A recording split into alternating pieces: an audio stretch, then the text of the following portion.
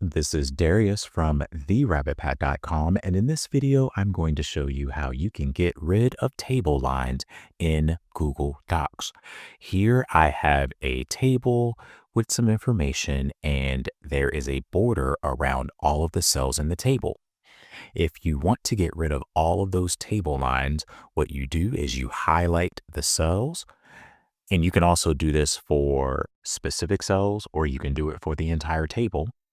Then you want to click this down arrow. Here, you want to select the borders that you want to remove. Since I want to remove everything, I'm going to click this one in the upper left-hand corner.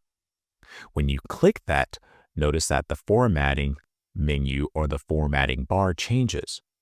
You're going to want to click on this icon with the different size lines to change the border width.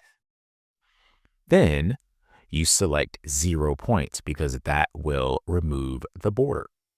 When you do that, the border is now gone.